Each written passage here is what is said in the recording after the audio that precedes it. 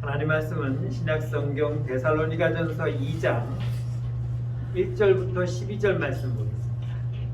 제가 봉독하도록 하겠습니다.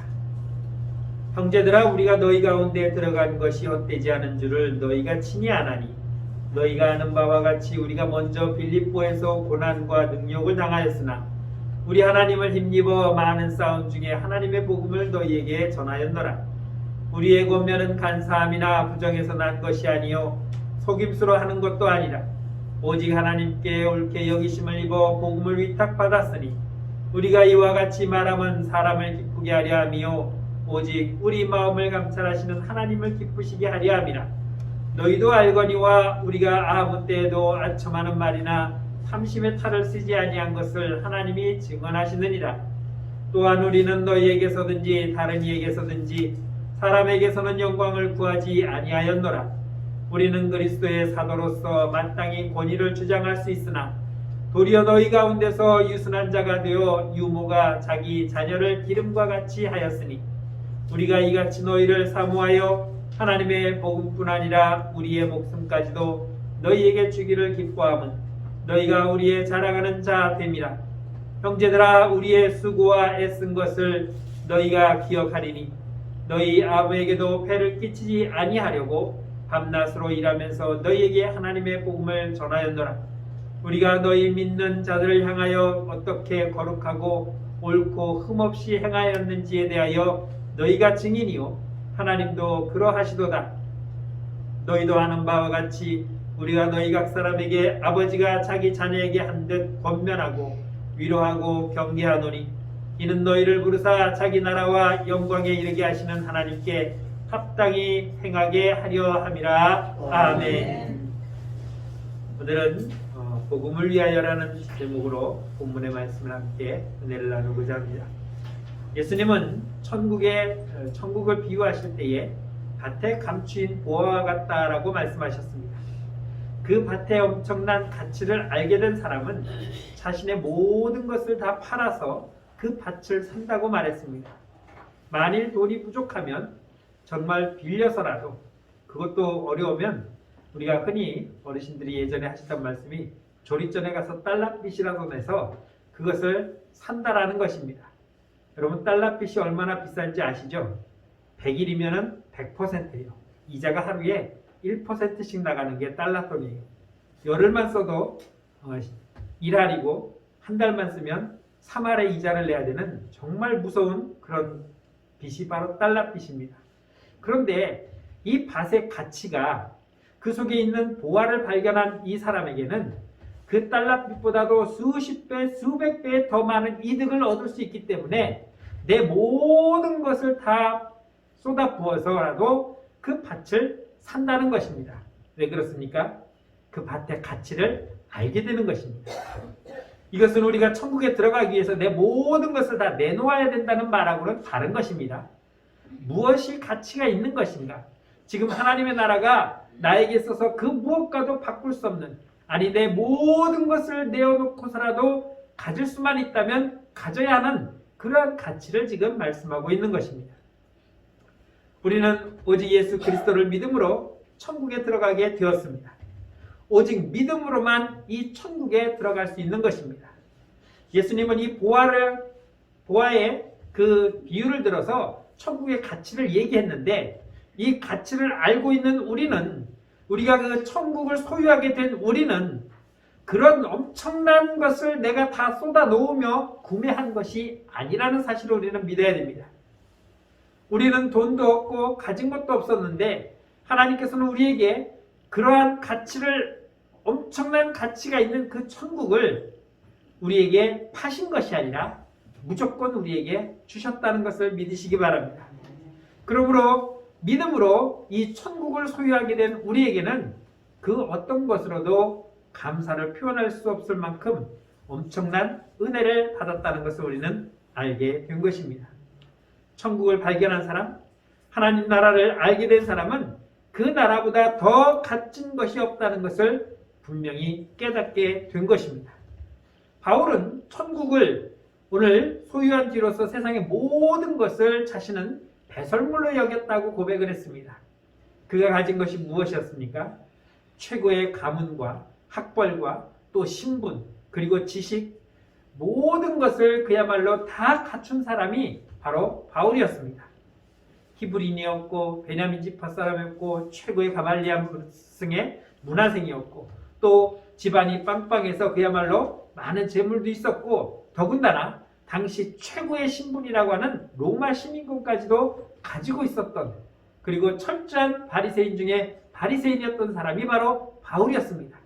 남들은 그 중에 하나만이라도 가졌으면 하는 그런 정말 좋은 모든 것들을 소유했던 바울. 그러나 주님을 만난 이후에 천국을 소유하게 된 그에게는 이제는 그러한 것들이 세상 사람들이 다 좋다고 여기는 그러한 것들이 배설물로 여겨졌다는 것입니다. 요즘 온 나라를 떠들썩하게 만드는 사건이 연일 나오고 있습니다. LH 많이 들어보셨죠? 참 모르는 영어 이번 기회에 확실히 알았습니다. 두 개는 확실히 알았어요. LH. 왜 그 금도 나오지 않는 땅, 그냥 맹지, 들어가는 진입료도 없는 그 맹지를, 쓸모도 없는 그런 땅을 왜 그렇게 환장을 하고 달려가서 샀겠습니까? 신도시 발표가 나니까 그냥 뻥충 뛰는 거예요. 아파트 입주권 나오죠. 또 땅이 크면은 뭐 상가 분양권도 나오죠. 그냥 당첨만 되면은, 들어가게만 되면은, 개발만 되면은 정말 자기 인생이 바뀔 만큼의 그런 엄청난 뭔가가 있기 때문에 달려든 겁니다. 그런데 바울에게는 그런 땅보다도 비교할 수 없는 하나님의 나라를 바라보고 나니까 그 땅은 거저도도 소용도 없는 땅이고 그까이 거, 야, 내 똥보다도 못하다라고 표현할 만큼 그냥 깨끗이 털어버리고 나온 겁니다. 여러분, 돈이 없을 때는요 정말 1,000원도 없어요. 제가 중학교 때 버스가 학생이 25원이었어요. 근데 50원을 받아서 학교를 갔는데 25원이 남아있었는데 20원밖에 없는 거예요. 5원이 어디로 도망가 버렸어요. 야, 나 5원만 빌려줘. 야, 나도 없어. 난 회수권이야. 그 5원을 빌리지 못해서 약 한 15km 되는 거리를 걸어갔습니다. 5원 때문에. 지금이야 뭐 5원 가까이 뭐 100원이지만 지금 가치로 쳐도 한 250원 정도밖에 차이 안 나는 그런 분인데 없으니까요. 단돈 1,000원도 아쉬울 때가 있어요. 그런데 바꿔서 한번 생각해 보시오. 여러분 지갑에 여러분 자산이 한 100억, 200억 있다고 해보시오. 아이, 제가 배가 고픈데요. 저 밥 한 그릇 사 먹게 10,000원만. 아이, 그래 10,000원이 없어요? 아, 그냥 가져가. 내가 2만원 줄게. 아니 10만원도 줄 수 있어. 왜? 100억이라는 돈에 10,000원, 10만원은요 그야말로 껌값 같은 돈이에요. 그거 준다고 해서 내 재산이 충나는 것도 아니고 비었는지 안 비었는지도 모르는 정도로 엄청난 많은 재물을 가지고 있는 거예요. 여러분, 밤중에는 이 불빛이 이 안을 환하게 비추니까 정말 야, 이렇게 밝구나 라고 하지만 뭐 사실 지금도 우리가 창문이 좀 작아서 그렇지 창문이 큰 집 같으면요 불 안 켜도 환하잖아요. 밖에 서 있는데 어둡다고 가로등 켜놓고 사는 사람이 있습니까? 어둡다고 후레쉬 켜고 다니는 사람이 있어요. 이 시간에 후레쉬 불빛이 환하긴 하지만 태양빛 아래서는요 흔적도 없어요. 비춰지는지 안 비춰지는지도 모를 정도예요. 그만큼 천국은 우리가 무엇과도 비교할 수 없을 만큼 엄청난 가치를 지닌 것이라고 말씀하고 있는 것입니다. 그거를 깨달으니까 자기가 갖고 있던 모든 것들, 최고라고 남들은 자랑하는 그런 것이 나에게는 아무 쓸모없는, 뭐 옛날에 70년대 말까지만 해도 해보셨죠? 화장실 퍼다가 배추에도 주고 뭐 무도 주고, 요즘은 그렇게 주면 큰일 나지만 요즘은 그렇게 쓰지도 못해요. 정말 쓸모없는, 버려도 아깝지 않은 것으로 전락되고 말았다는 것입니다. 여러분에게 하나님 나라가 바울이 생각한 것처럼 귀하게 여겨지십니까? 여러분에게도 그런 하나님의 나라가 소유되었다는 것에 대해서 깨닫고 계십니까? 그런 천국이 나에게 주어졌다는 걸 알고 나만 얻고 있는 이 천국의 나라를 다른 사람에게도 알려주고 싶은 그런 마음이 우리 안에 넘쳐나고 있습니까? 이러한 천국을 소유할 수 있는 방법은 다른 것 없습니다. 복음을 들으면 되는 것입니다. 하나님의 나라가 이 복음으로 소유할 수 있다는 것을 우리는 전해주면 되는 것입니다. 하나님은 복음으로 세상을 넓혀가고 계십니다. 바울이 복음을 위해서 살아가는 이유도 바로 그것이었습니다. 복음이 여러분 무엇입니까? 자, 복음은요, 글쎄요, 잘 모르겠는데요. 여러분, 복음은 다른 게 아닙니다. 예수 그리스도가 복음입니다. 그분이 왜 오셨는지만 알면 됩니다. 나 때문에 오셨다는 것, 나를 죄에서 구원하시기 위해서 오신 것이 바로 예수 그리스도입니다. 그러면 나를 대신해서 이 땅에 오신 그분이 하신 일은 무엇입니까? 나 대신 죄값으로 십자가에 못 박혀 죽으신 것입니다. 그리고 내 죄를 사해 주셨고, 그리고 죽음에서 부활하셔서 내가 그 죄값으로 죽는 것으로 끝나는 것이 아니라 주님이 부활하신 것처럼 우리도 장차 주님의 나라에 들어갈 수 있는 새로운 생명체로 거듭나 하나님의 나라에 들어가는 하나님의 자녀가 되었다는 것, 이것이 바로 복음입니다. 여기에 예수 그리스도가 중심인 것입니다. 그분이 오심과 그분의 삶, 그분의 죽으심, 그분의 부활, 그분의 승천, 그리고 다시 오시겠다고 약속하신 재림이 바로 복음인 것입니다.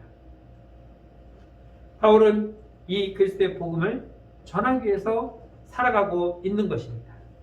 이 복음을 통해서 죄인이 구원받았다는 사실을, 그리고 이 복음을 통해서 그 밭에 감추어진 보화보다도 더 가치 있는 하나님의 나라가 우리에게 주어진다는 사실을 전하고 있는 것이며, 이 일에 자신은 증인이라고 말하고 있는 것입니다. 우리는 앞서 데살로니가 교회들이 1장에서 복음을 받은 지 얼마 되지 않았지만 그들에게서 나타난 놀라운 역사를 바라보았습니다. 이러한 역사가 일어나게 된 이유가 무엇입니까? 지금까지 없었던 그러한 역사들이 왜 일어났습니까? 복음이 들어왔기 때문입니다. 복음을 들었기 때문입니다. 거기서 믿음의 역사가 나타나고, 또한 사랑이 나타나고, 소망의 인내가 나타나게 된 것입니다. 그 사람들이 바뀌어서 나온 거 아닙니다. 그 사람들이 그곳에서 살던 사람들입니다. 아직도 그곳에는 많은 사람들이 살고 있지만 그 복음을 들은 사람에게는 이러한 세 가지 역사가 나타났지만 듣지 않은 사람들에게는 아무런 역사가 나타나지 않았던 것입니다. 바울은 이 복음을 위해서 살아가는 것을 자랑스럽게 여겼고, 이 복음을 전한 것에 대해서 헛되지 않았다는 사실을 깨닫고 오히려 데살로니가 교인들에게 감사했습니다. 여러분, 복음을 들어도 역사가 일어나지 않는 사람들이 있습니다. 복음을 듣고 이러한 역사가 나타나야 되는데 같이 들었는데 누구에게는 복음의 역사가 일어나고 누구에게는 복음의 역사가 일어나지 않는 경우도 있습니다. 어느 교회는 복음의 역사가 일어나는가 하면은 어느 교회는 복음의 역사가 일어나지 않습니다. 똑같이 하나님께 예배드리는 성도들이 모여있는 교회가 왜 어느 교회는 복음의 역사가 일어나고 어느 교회는 복음의 역사가 일어나지 않습니까? 바울의 전도에서 세웠던 교회들도 어느 교회는 복음의 역사가 일어났는가 하면은 어느 교회는 일어나지 않았습니다. 우리가 요한계시록에 보면은 7교회가 나옵니다. 그 7교회는 바울이 세운 교회들이고 다 복음을 들은 교회들입니다. 그런데 그 7교회가 하나같이 책망을 받습니다. 우리가 생각할 때 다 칭찬을 받아야 되는데 칭찬받는 교회는 극소수이고, 많은 교회들이, 대표적인 7교회이지만 오늘날도 우리나라에는 많은 교회들이 있습니다.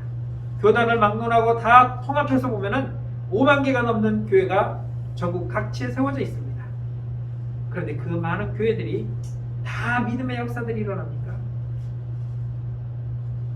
잠정적으로 확정할 수는 없지만 분명히 주님 앞에 가서 너희 교회는 왜 이렇게 헛되기만 했느냐, 너희 교회는 정말 내가 바라는 대로 믿음의 역사가 일어나서 참 잘했구나라고 칭찬받는 교회가 있는가 하면 책망받는 교회도 분명히 있을 것입니다. 바울은 자신이 복음을 위해서 살아가는 것이 결코 헛되지 않았음을, 복음을 전할 수 있었던 것을, 확신하게 된 것을 기쁘게 생각했고 감사하게 생각했습니다. 바울은 이 데살로니가 교회에 오기 전에 빌립보에 있었다고 소개하고 있습니다. 그 빌립보에서 있었던 일을 우리는 잘 알고 있습니다. 빌립보에서 복음을 전할 때에 점치는 여종을 거느리는 한 사람이 있었는데, 그 사람은 그 여종이 날마다 점을 치면서 받는 그 복채로 살아가는 사람인데, 이 점치는 여인이 바울을 보더니 예수 그리스도 하나님의 복음을 증거하는 자라고 큰 소리로 떠들고 다닙니다.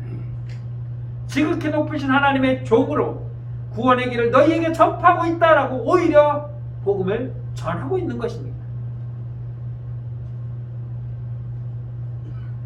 복음을 전하는 바울이 전해야 되는데 쉽게 얘기해서 한 무당이 가서 복음을 전하고 있네. 그럼 목사인 저는 어떻게 생각하겠어요? 잘한다. 야, 네가 오늘 변화됐구나. 이렇게 말하기보다는 저건 내 일인데 왜 지가 가지고 저래? 내가 해야 할 일을 무당이 하고 있네? 그럼 저는 뭐예요? 할 일이 없는 거죠. 뭐. 그래서 바울이 그 점쟁이가 복음을 전하는 것은 어떻게 보면 복음을 제대로 전하는 것 같지만, 지금 그 입은, 그 입에서 나오는 그 소리는 하나님이 주시는 말씀으로 복음을 전하는 것이 아니라 귀신이 바울을 알아보고 지금 떠드는 소리예요. 그러니까 진정한 복음이라고 말할 수가, 내용은 복음인데 말하는 자가 의도가 다르다는 거예요. 그래서 바울은 그 여인에게서 귀신아 나가라고 내쫓으니까 이 귀신이 그 여인에서 나가가지고 이제 점을 볼 수가 없네. 귀신이 있어야 딱 보면은 너 어쩌고 저쩌고 그쩌고 저쩌고 이렇게 자고 얘기를 해서 복채가 들어오는데, 이제는 머리가 하얘져서 아무것도 할 수 없으니까 이 주인이 자기 생계가 끊어졌으니 관가에 고소를 해가지고 붙잡혀가서 옷을 벗긴 후 매를 맞고 감옥에 갇힌 사실을 우리는 잘 알고 있습니다. 얼마나 많이 쳤는지 모르겠지만, 얼마나 많이 맞았는지 모르겠지만 사도행전 16장에 보면은 많이 쳤다라고 그렇게만 기록되고 있습니다. 그리고 감옥에 가두었는데 그 감옥에서 역사가 일어났습니다. 한밤중에 옥문이 열리고 많은 사람들이 놀라는 이러한 일이, 역사가 일어났습니다. 왜 일어났습니까? 매를 맞고 들어간 바울과 실라가 그 감옥에서 손발이 다 묶여진 상태에서 찬송을 하며 기도했습니다. 여러분, 내 몸이 조금만 아파도요, 기도하는 거 귀찮아요. 어떻게 조금만 더 아프면 그냥 하루 쉴 것 같은데, 이게 교회를 빠지기에는 조금 부족한 거고 가기에는 조금 열이 좀 나는 것 같고, 이게 애매한 상태에서 막 갈등하는 정도면은 와야죠. 그런데 어떻게 해서든 우리는 내가 좀 몸이 아프고 오늘 목사님 오늘 몸이 안 좋아서 쉴게요. 쉬어요 그럼. 몸 아픈데 왜 와? 저는 괜찮아요. 저는 괜찮은 사람이에요. 그런 거 편히 봐주니까 얼마든지 오기 싫으면은 전화하셔요. 그냥. 목사님 저 그냥 오늘은 쉴래요. 기분이 안 좋아서 싱숭생숭해서 오늘은 그냥 가고 싶은 마음이 없어서 그냥 쉴게요. 전화하시면 그래 쉬셔요. 내가 그럴 거예요. 해보세요. 내가 그러는지 안 그러는지. 왜? 전 사람이고 그 마음으로 와서 앉아서 예배 드린다고 해도 어차피 하나님 기뻐하시는 예배도 아닐 것이고 귀에 들어오는 하나님의 말씀이 떠드는 소리로밖에 들리지 않으니까 여기 있으나 집에 있으나 똑같은 거예요. 그런데 문제는 하나님은 저같지 않다는 거예요. 하나님은 이 시간에, 정해진 시간에 주의 전에 나와서 영과 진리로 예배하는 것을 하나님은 원하시는데, 내가 조금 거시기하다고, 내가 조금 마음이 그렇다고 해서 오늘 쉴까? 저는 쉬어요 그러지만 하나님은 그걸 인정하지 않는다는 거예요. 바울과 실라의 마음속에는 무엇을 하든지 어떤 일을 당하든지 하나님은 나와 함께 하신다는 걸 믿고 있었기 때문에 오늘 내가 매를 맞고 오늘 내가 감옥에 갇혀서 꼼짝달싹 못하는 그 상황에 있다 할지라도 아직은 내가 살아있고 아직은 하나님이 나를 지켜주신다고 하는 이 변함없는 믿음이 있었기 때문에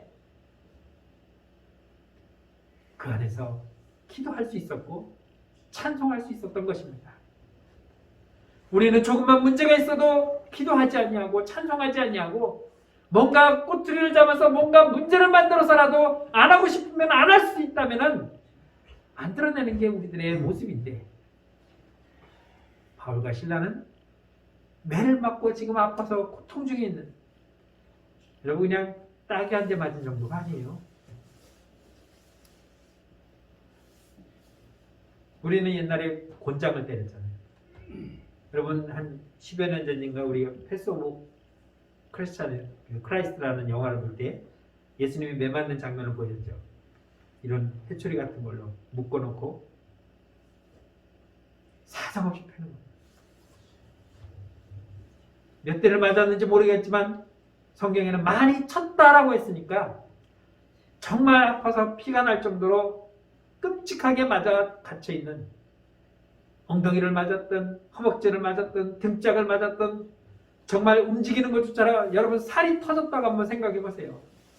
닿는 것도 이거 앉지도 못하고 일어서지도 못하고 그런데 지금 손발이 다 묶여있는 상태라서 어쩔 수 없는 그 상황 속에서 하나님께 찬송을 한 겁니다. 기도를 한 겁니다. 왜 그랬겠습니까? 그 안에 복음이 있었기 때문에 그 무엇과도 바꿀 수 없는 가치의 그 하나님의 나라가 내 안에 있었기 때문에 그 속에서도 찬송이 나오고 기도가 나왔던 것입니다. 그랬더니 옥문이 열리는 착고가 풀려지는 그러한 역사가 있었고 그리고 그 감옥을 지키던 간수가 스스로 목숨을 끊으려고 할 때에 그를 살려서 그의 가족과 그의 모든 친지들을 구원하는 역사가 일어나게 된 것입니다. 결론적으로 보면은 하나님께서 바울을 빌립보로 인도하셨고 그 점치는 여정을 만나게 하셨고 그로 인해서 매를 맞고 감옥에 갇힌 이 모든 일들은 바로 그 간수와 그 가족에게 복음을 전하기 위한 하나님의 계획하심이었다는 걸 우리는 기억해 볼 수 있는 것입니다. 한 생명을 구원하는 것이 얼마나 어려운 것인지 그러나 얼마나 가치 있는 것인지를 이 빌립보에서 있었던 바울과 실라가 당하는 그 고난 속에서 하나님은 그들에게 애매한 고난을 주신 것이 아니라 그러한 고난으로 인하여 여러 생명이 살아나는 놀라운 역사를 만들어 주셨다는 것을 볼 수 있는 것입니다. 이게 기적입니다. 이게 놀라운 역사가 나타난 것입니다. 그냥 단순하게 잡혀가서 매를 맞고 갇히는 정도가 아니라는 거죠. 그렇다면 우리는 복음을 전하는 일에 그렇게 매를 맞아야 돼? 그렇게 갇혀야 돼? 그렇게 힘들어? 나는 그럼 안 할래. 이게 아닙니다. 그러한 환난이 있다 할지라도 그러한 고난이 있다 할지라도 우리가 해야 할 일은 예수 그리스도를 전하는 것입니다. 왜냐하면 그 복음에 생명이 있기 때문입니다. 만일 바울이 실라가 찬송하지 아니하고 기도하지 아니하고 아우 아파 아우 아파 이복에 약 좀 주게 하고 거기서 끙끙 앓기만 했었다고 한번 해보십시오. 옥문이 열렸겠습니까? 또 옥문이 열렸을 때 많은 다른 방의 죄수들은 막 도망가려고 할 때 여보시오 가지 마시오라고 막아서 한 명도 타러 간 사람이 없어서 그 간수가 살 수 있었던 겁니다. 문이 다 열린 걸 보고 그 간수가 행동하는 것이 무엇입니까? 죄수가 도망가네. 그 죄수 때문에 이제 그놈 대신 내가 죽어야 되는구나 라고 생각하고 이럴 바에야 그냥 내가 스스로 죽자 하고 칼을 목에 대고 엎어지려고 하는 그 순간에 바울은 그를 멈추게 하고 그 생명을 살린 것입니다. 스스로 하나님의 마음을 알아 하나님의 기쁘신 뜻을 만들어가는 것, 이것이 우리가 해야 할 일이고 이것이 복음이 전파되어져야 할 이유라는 것을 분명히 말씀하고 있는 것입니다. 여러분, 하나님의 뜻이 무엇입니까? 하나님의 뜻은 복음이 확장되어지는 것입니다. 하나님의 뜻은 온 세상에 복음이 전파되어지는 것입니다. 그 뜻을 이루기 위해서 바울은 모든 것을 참아내고 견뎌냈던 것입니다. 매를 맞든 감옥에 갇히든 그가 당한 여러 가지 고난들을 생각해 보십시오. 굶주림도 있었고 추위에 떨기도 있었고 또 더위에 헐떡일 때도 있었고 생명의 위협을 느낄 때도 있었고 배가 난파돼서 죽을 뻔한 것도 있었고 독사에 물려 죽을 뻔한 여러 가지 일들이 있었습니다. 끊임없이 그의 가는 길에는 고난이 있었고 환난이 있었고 어려움이 있었지만 그는 그러한 것들이 복음을 전하는 내 발걸음을, 내 앞길을 막을 수 없다라고 결론 내었던 것입니다. 죽음을 각오하고 바울은 복음을 전하는 일에 힘써 나갔던 것입니다. 바울이 데살로니가 지역에 들어간 것도 마찬가지입니다. 그가 데살로니가 교회 가서 우리가 아는 것처럼 3주 동안 말씀을 전했습니다. 3주일, 주일 3번 지킨 겁니다. 3주 동안 가르치면 얼마나 가르치겠습니까? 그런데 그 속에서 많은 사람들이 바울을 핍박해서 더 이상 있을 수 없어 베레아로 피난간 그 짧은 3주간이었는데 거기에는 놀라운 기적이 일어났던 것입니다. 오늘 4절 말씀 보면은 오직 하나님께 옳게 여기심을 입어 복음을 위탁받았으니 우리가 이와 같이 말하면 사람을 기쁘게 하려 함이 아니요 오직 우리의 마음을 감찰하시는 하나님을 기쁘시게 하려 함이라고 바울은 고백하고 있는 것입니다. 내가 뭐 큰 대단한 것을 바라기 위해서 지금 이 일을 하는 것은 아니다. 이것은 하나님을 기쁘게 하는 일이기 때문에 하는 것이다 라는 것입니다. 여러분 스스로를 기쁘게 하기 위해서 여러분은 무엇을 합니까? 기분이 울적하니까 오늘 가서 머리라도 한번 해야지. 그리고 가서 멀쩡한 머리를 막 뒤집다 볶고 나옵니다. 오늘은 마음이 꿀꿀하니까는 날씨도 꾸리꾸리하니까 백화점 가서 옷 한번 사 입어야지. 아니면 시장 가서 사 입든지 어디서든 그냥 가서 한번 질러보자 하고 가서 옷을 걸치고 나면 누구를 위한 것입니까? 나를 위한 것입니다. 오늘은 입맛도 저기 한데 어디 뭐 맛있는 거 한다니까 우리 거기 한번 가서 밥이나 먹읍시다. 기분도 그런데 반찬도 그렇고 입맛도 없는데 그리고 차를 타고 20-30분 뭐 1시간 정도 가서 맛있는 음식 먹고 아 역시 잘하네 맛집이네 하고 돌아오면 누구를 위한 것입니까? 나를 위한 것입니다. 우리는 철저하게 나를 위해서 수고를 아끼지 아니하고 돈을 아끼지 아니하고 시간을 아끼지 아니하고 나를 위해서는 열심히 살아갑니다. 근데 과연 바울도 그랬습니까? 바울은 그러하지 않았습니다. 그는 그 먼 거리에 선교여행을 3번이나 다니면서 단 한 번도 자신을 위해서 행한 것이 아니라 하나님을 기쁘게 해서 내가 이렇게 복음을 전하는 것은 하나님이 기뻐하시기 때문에 그는 이 일을 멈추지 아니하고 행한 것입니다. 수천 킬로를 다닌 것입니다. 여러분 부산까지 걸어가 보셨어요?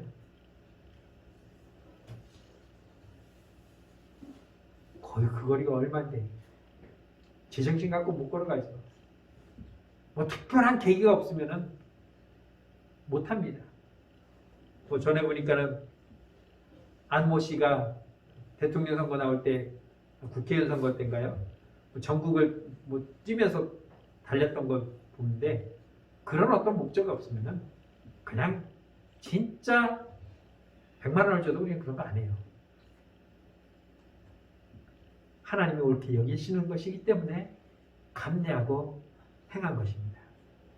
이 일을 행함에도 바울은 뭐라고 말합니까? 내가 간사함이나 부정함이나 어떤 괴계로 말미암은 것도 아니다라고 했습니다.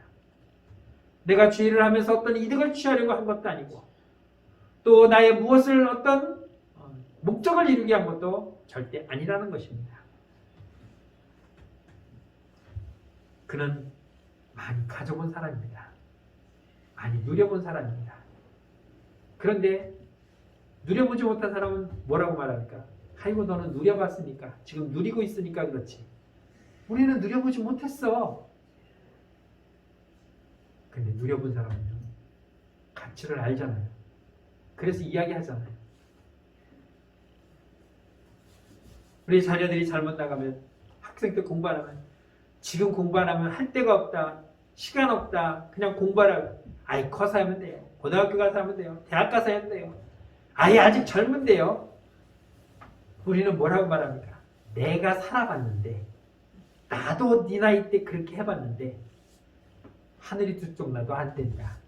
우리는 경험했잖아요. 우리는 알고 있기 때문에 얘기하는데, 듣는 자는 뭡니까? 아유 그거는 엄마는 그랬고 아버지는 그랬지만 저는 달라요. 다르긴 뭐가 달라? 그 속에서 나오는데 DNA가 똑같은데, 유전자가 똑같은데 다르긴 뭐가 달라? 솔로몬이 왜 지혜서를 남겼습니까? 내가 살아봤더니 헛되도다. 그러니 사랑하는 아들아, 너는 이렇게 살지 말거라 라고 남겨준 말씀이 지혜서잖아요. 그러면 우리는 그것을 보면서 아 그렇구나 깨닫고 안 해야 되는데, 우리는 또 반복하는 이유는 내가 피부로 못 느껴봐서 모르는 거죠. 그리고 느껴봤더니 혹시나 했는데 역시나 그랬구나. 에이 이럴 줄 알았으면 그때 할걸. 껄껄껄 한다 해도 이미 늦어버린 것입니다. 우리는 나를 위해서는 모든 걸 소비합니다. 그러나 주를 위해서는 아무것도 행하지 않습니다. 주를 위해서는 시간도 아깝고 재물도 아깝고 모든 것이 다 아까운데, 나를 위해서는 시간도 안 아깝고 재물도 안 아깝고 모든 것을 나를 위해서 다 풍족하게 쓰고 날리고 버려도 아무렇지 않다는 거예요. 하나님은 세상을 구원하기 위해서 당신의 보좌를 버리고 이 땅에 내려오셨습니다. 그리고 우리를 위해서 친히 십자가에 못 박혀 죽으심으로 인하여 우리를 구원하셨습니다. 하나님은 이 일을 기쁘게 여기셨고, 이 일을 통해서 우리에게 구원의 은혜의 선물을 주셨습니다. 그 은혜를 받은 우리가 해야 할 것이 무엇입니까? 이제는 우리가 하나님을 기쁘시게 하는 일입니다. 하나님이 기뻐하시는 무엇입니까? 복음을 전하는 것입니다. 내가 그 복음으로 구원받아서 지금 하늘의 소망을 갖고 있는 것처럼, 아직 복음을 듣지 못하고 하늘의 소망을 갖지 못한 자들에게 자랑해야죠. 내가 가져보니까, 내가 주님을 만나보니까, 내가 하늘의 소망을 품고 살아가다 보니까 이것처럼 좋은 게 없다라는 것을 우리는 가서 전해야 되는 것입니다. 그냥 우리 집 이번에 세탁 건조기 하나 샀는데 정말 뽀송뽀송하게 잘 말라, 아이고 그냥 할부라도 하나 사 라고 세탁기 건조기 홍보하지 말고, 내가 주님과 함께 살아보니까 정말 이것보다 더 좋은 게 없어. 내 마음에 근심 걱정 사라지고 오직 주님이 주시는, 정말 세상에서도 그 어디에서도 느껴보지 못하고 만져보지 못하고 정말 말로 표현할 수 없는 그 평안함, 그 행복함, 이거 어디 가서 못 얻어. 주님만 만나봐. 당신도 내가 느끼는, 정말 내가 말로 뭐라고 표현할 수 없는 이 기쁨과 이 감격, 이 평안이 당신에게도 생길 거야 라고 전하는 것. 이것이 바로 하나님이 기뻐하시는 일이고 바울이 살아가는 이유였으며, 오늘 우리가 주님으로부터 받은 사명이기도 한 것입니다. 복음을 위해서 여러분들이 모든 것을 쏟아볼 수 있는, 바울과 같이 복음을 위해서 하나님이 기뻐하시는 일을 해나가는 저와 여러분들의 삶이 되기를 주의 이름으로 축원합니다. 기도하겠습니다. 참 좋으신 하나님, 은혜를 감사합니다. 바울은 오직 하나님의 영광을 위해서 주님의 복음 전파를 위해서 주님을 만난 이후의 모든 삶을 쏟아 부었음을 고백했습니다. 주님, 우리도 주님을 분명히 만났는데 우리는 바울과 같이 지금 복음을 전하고 있습니다. 때로는 환난이 오고 고난이 오고 어려움이 있다고 이 핑계 저 핑계 대며 주저앉거나 돌아서거나 멈춰서 있지는 않았습니다. 하나님, 정말 우리도 데살로니가 교인들처럼 믿음의 역사가 일어나는 교회, 그리고 사랑의 수고와 또한 소망의 인내가 나타나는 이러한 놀라운 능력이, 변화가, 역사가 일어나는 교회와 성도들이 될 수 있도록 인도하여 주옵소서. 예수님의 이름으로 감사하며 기도드렸습니다. 아멘.